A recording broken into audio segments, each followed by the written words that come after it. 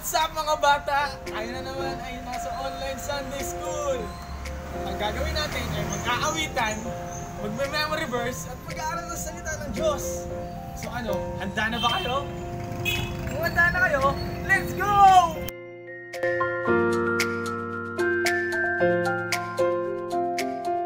Hello mga bata, kamusta kayo? Tayo ngayon ay aawit at ang ating kakantahin ay In the Name of Jesus. Sabay kayo ha. In the name of Jesus, in the name of Jesus, we have a victory. In the name of Jesus, in the name of Jesus, Satan starts to flee. In the name of Jesus, Jesus, none of earth can stand before. In the name of Jesus, Jesus, we have a victory.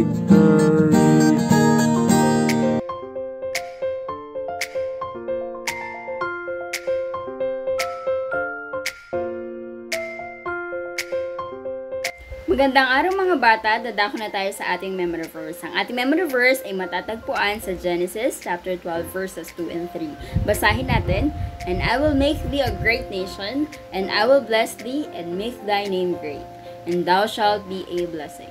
And I will bless them that bless thee, and curse him that curseth thee, and in thee shall all families of the earth be blessed. Sabi sa Tagalog, gagawin kong isang tanyag na bansa ang lahi mo, pagpapalain kita at magiging tanyag ang iyong pangalan. Sa pamamagitan mo, marami ang pagpapalain. Pagpapalain ko ang magmamagandang loob sa iyo, pero isusumpa ko naman ang susumpa sa iyo. Sa pamamagitan mo, pagpapalain ko ang lahat ng tao sa mundo. Yan ang pangako ng Diyos kay Abraham at kay Sarah na sa kabila ng kanilang katandaan ay sila ay magkakaanak kung saan manggagaling ang maraming lahi na gaya ng bituin na hindi mabilang sa langit. At yan nga ang ating memory verse, basahin ulit natin. And I will make thee a great nation, and I will bless thee, and make thy name great, and thou shalt be a blessing. And I will bless them that bless thee, and curse him that curseth thee. And in thee shall all families of the earth be blessed. Yan nga ang ating memory verse sa araw na to. Nawa kabisduhin nyo to sa inyong mga tahanan mga bata. Paalam!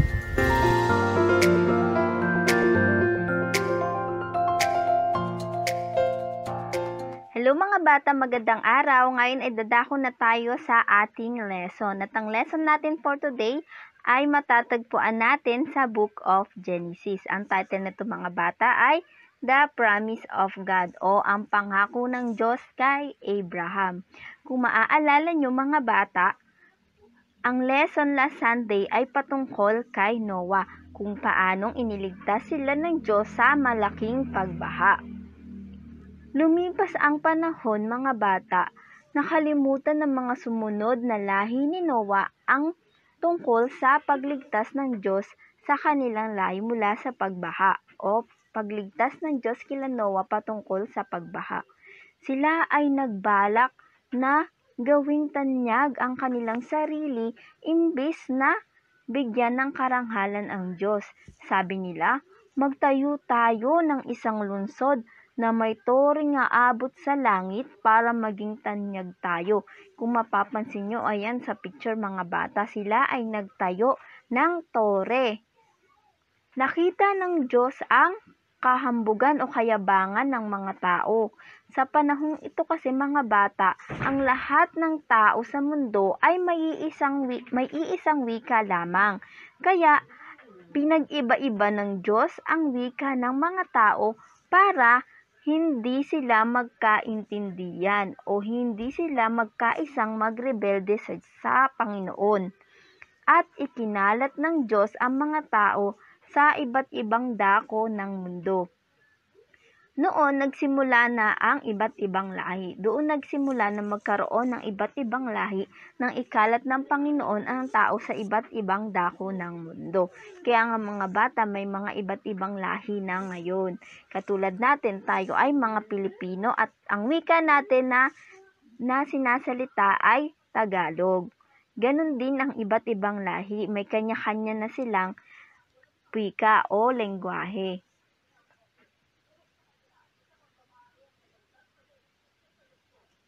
Pagtapos ng ilang panahon mga bata, mula sa maraming lahing nagkalat ay tumawag ang Panginoon ng isang tao na ang pangalan ay Abram.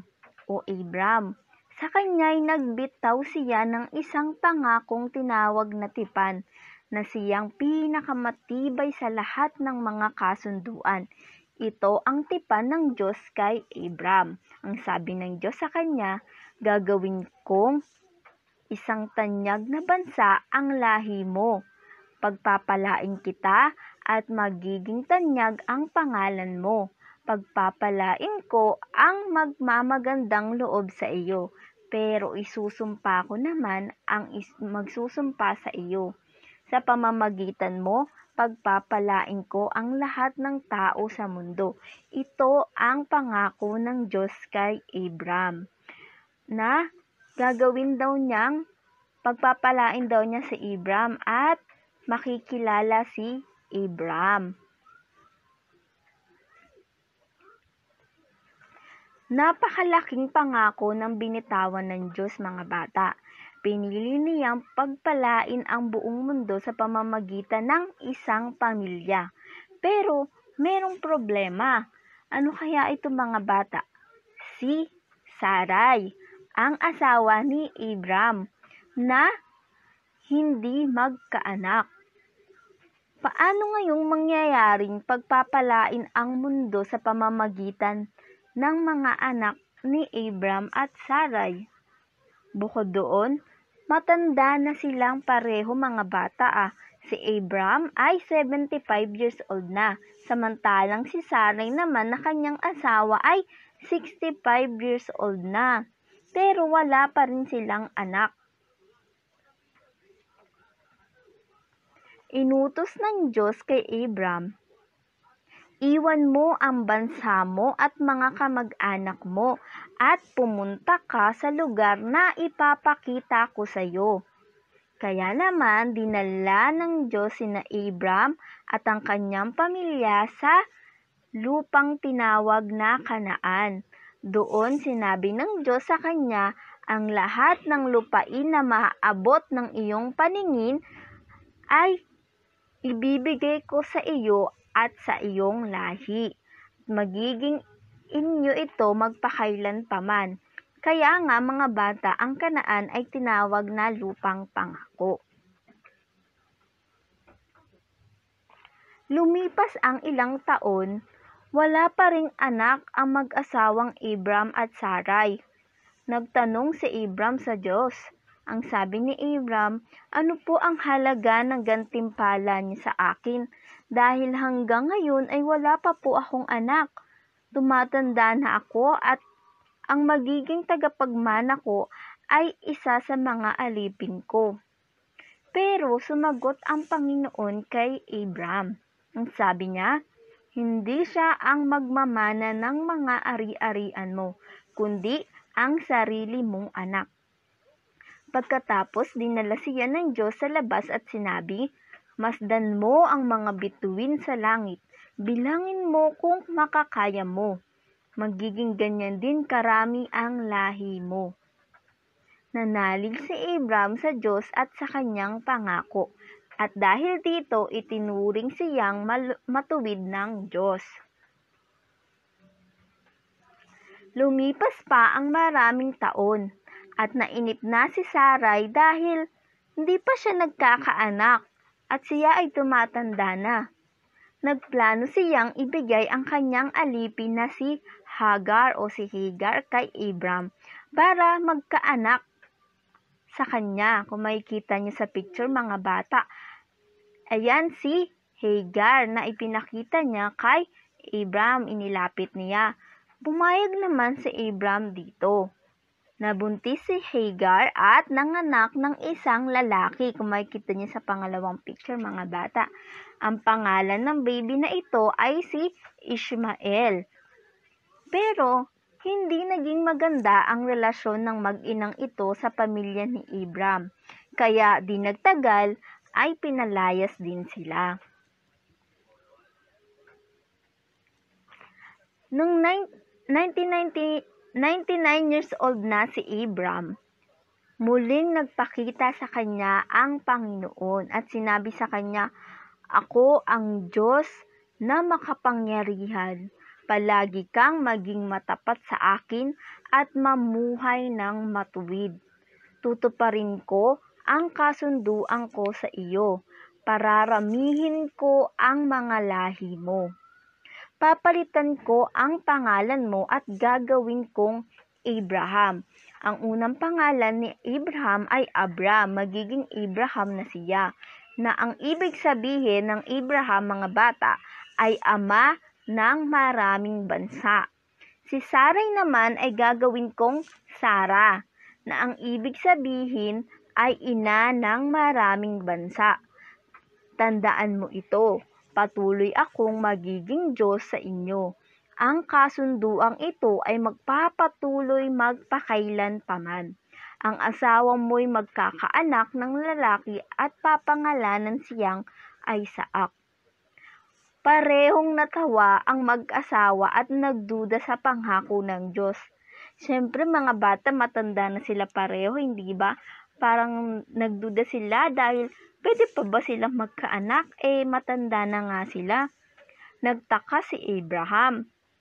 Ang sabi ni Abraham, "Magkakaanak pa ba ako na nasa 100 taong gulang na? At si Sarah, mabubuntis pa kaya siya na nasa 90 taong gulang na?" Si Sarah naman ay sa isip-isip niya, ang sabi niya, "Magkakaanak pa ba ako ngayong matanda na ako? At mas matanda pa sa akin ng aking asawa."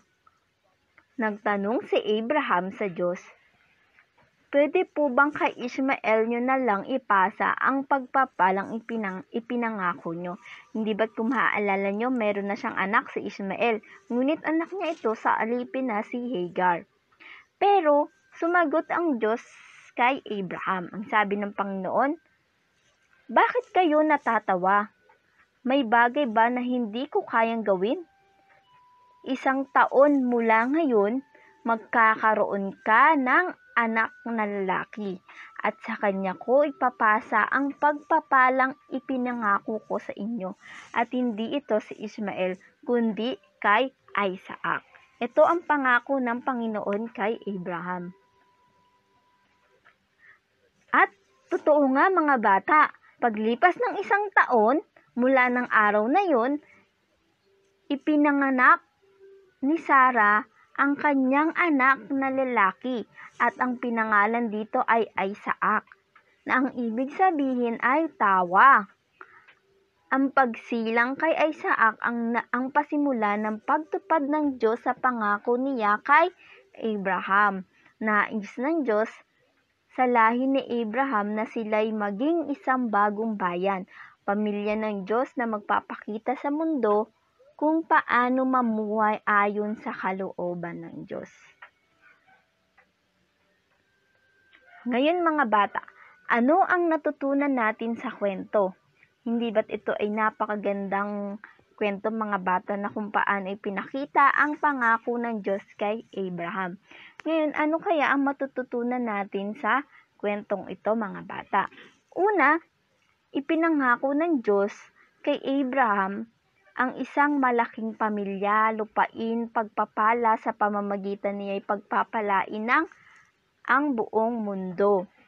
Pinakita dito kung paano ipinangako at tinupad ng Panginoon ang kanyang pangako kay Abraham. Pangalawa, mga bata, ang Diyos ang unang gumawa ng paraan para maibalik ang tao sa magandang relasyon sa Kanya. At panghuli, ang tugon o ang sagot na ano ang ating response o sagot natin sa pangakong ito ng Panginoon mga bata, kundi ang sumampalataya sa Kanya, natutuparin niya ang Kanyang pangako sa pamamagitan ni kay Jesus o sa pamamagitan ni Kristo. At kung isa pang matututunan natin dito mga bata, at laging tatandaan na walang imposible sa Panginoon. Lahat ng Kanyang pangako ay Kanyang tinutupad. At tayo ay magpatuloy na manampalataya sa Kanya at huwag tayong magtiwala sa ating mga sarili, kundi bigyan natin ng papuri o kapurihan lamang ang Diyos. Kaya nga mga bata, ang memory verse natin sa araw na ito ay matatagpuan sa Genesis 12:2-3. Ang sabi dito, tara basahin natin mga bata, ang sabi diyan, "And I will make of thee a great nation, and I will bless thee, and make thy name great, and thou shalt be a blessing." Verse 3, "And I will bless them that bless thee, and curse him that curseth thee. And in thee shall all families of the earth be blessed."